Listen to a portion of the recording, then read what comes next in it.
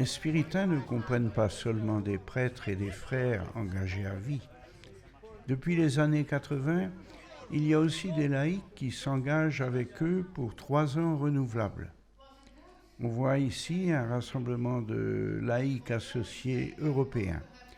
En 2019, ils étaient 144 dans 16 pays sur 4 continents. Je vous présente l'un d'entre eux, Arnaud Verda, qui s'est engagé avec sa femme Christine. Ils ont 3 enfants, Clément, Amandine et Mathilda. Arnaud et Christine vont nous dire pourquoi ils sont devenus laïcs associés spiritains.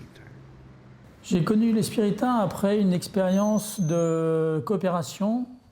Et donc à mon retour, j'ai souhaité pouvoir faire un bout de chemin avec les spiritains pour vivre la mission, continuer à vivre la mission.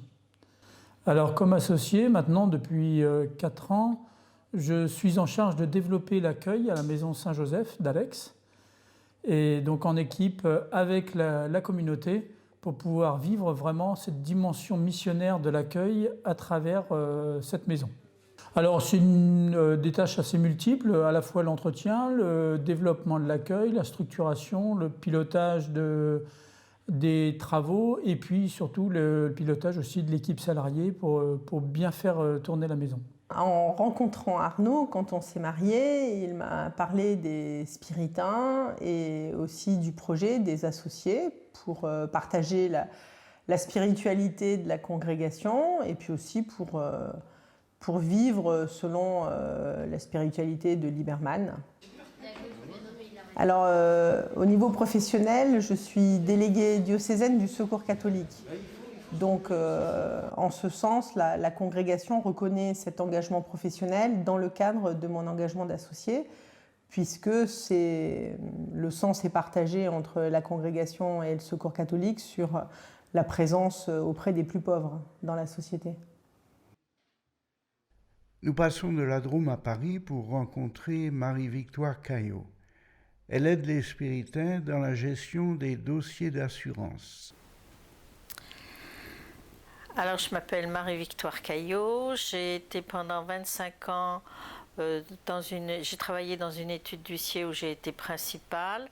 Et puis, j'ai eu un moment, j'ai senti que je devais changer un peu d'orientation, vivre autre chose.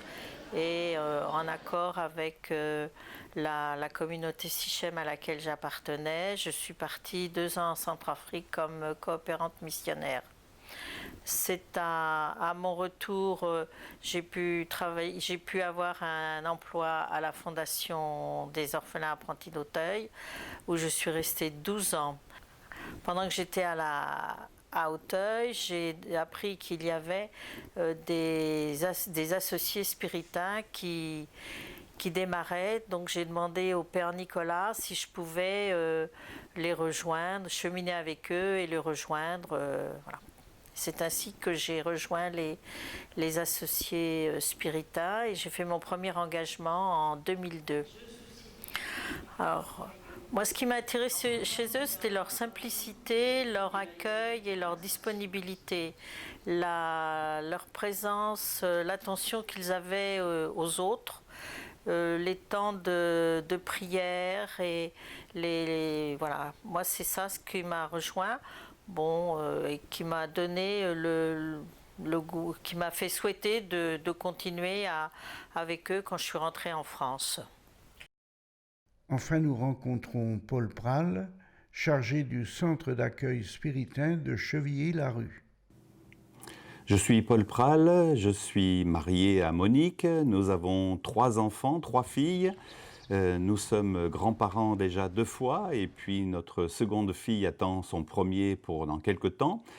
Je suis originaire de la Drôme et j'ai traversé différents métiers et les principaux. J'ai été pendant longtemps animateur de pastorale scolaire. Et puis j'ai été délégué à la pastorale de la santé du diocèse de Valence. Et puis dernièrement, avant d'être appelé par les spiritains, je travaillais au Secours catholique. L'accueil à Chevilly dans cette maison, il est très important pour les spiritains parce que ça permet de faire de la formation, d'accueillir les plus démunis, les plus fragiles. Et je ne manque pas, moi, chaque fois que des groupes viennent, de présenter les spiritains, de parler de la mission des spiritains, de parler de l'annonce de l'Évangile.